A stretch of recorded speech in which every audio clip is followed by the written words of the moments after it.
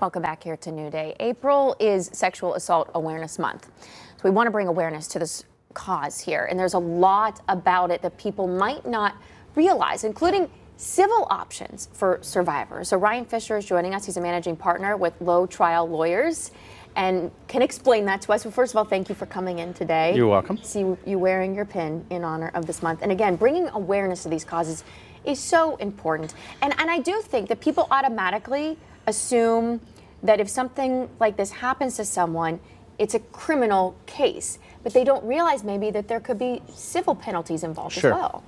It certainly can be a criminal case. Sexual assault and rape and things kind of happens on a spectrum. The conduct, in order to rise to the level of a crime, needs to be a little bit more egregious, let's say, than like a workplace harassment situation. Somebody gets harassed at work, that likely isn't going to be a crime that the police are going to get involved in things, but certainly if the victim feels that was an unwanted advance or something along those lines, it can create a hostile workplace for which that victim can seek compensation and try to hold their employer or that individual accountable. I feel like oftentimes people don't realize this would be something they could come to you and get help with. And I'm sure there are a lot of reasons why sometimes people don't. One of them being, I know statistically it's shown that a lot of people who are sexually harassed or abused, it is by someone they know and they trust. It's a very underreported crime, sexual assault.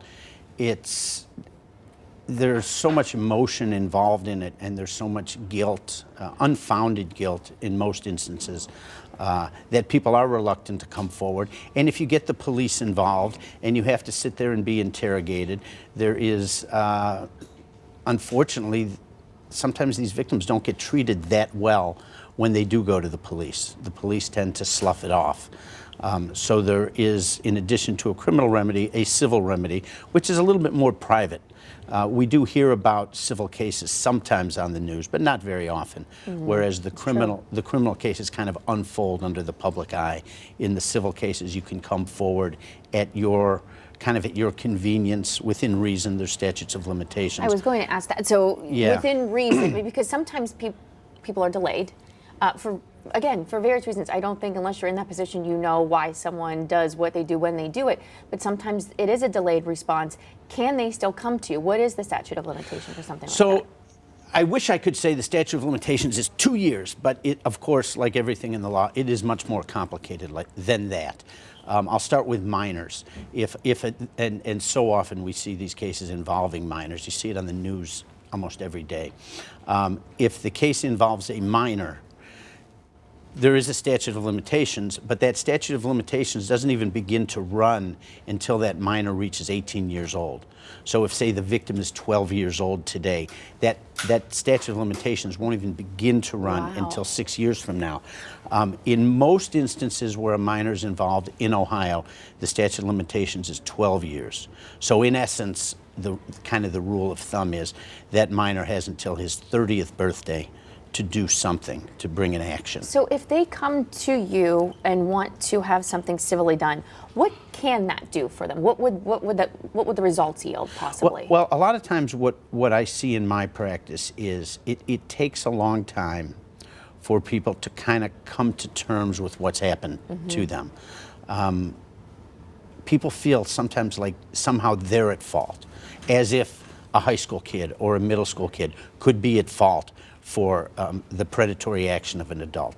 We sit here and say that's crazy, but the reality is people do feel that way. So a lot of times what I see is people who are going through counseling, and as part of that recovery process, they kind of come to terms with this. And then there's some anger involved, like, I'm going to hold these people accountable. And the civil justice system provides them with the remedy to hold them accountable. So we would get involved.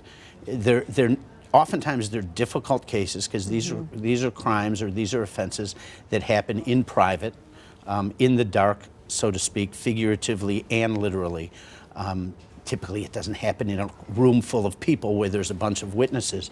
So sometimes there's physical evidence. If there's been a criminal prosecution, there may be physical evidence, text messages, letters, pictures, things like that. We all know, we all know there is a digital documentary Sure. of all of our lives. So that's always important evidence in these cases as well. So they can come to you, they can ask the questions, and don't be afraid to go and just have a conversation about this with the lawyers there at Lowe Trial Lawyers. And Ryan, I thank you for coming in, sharing that today, and spreading more awareness about sexual assault too. Appreciate you being here. You're welcome. It's a difficult subject. It definitely is, but I'm Thank glad you. that you were on to talk about this. Thank you.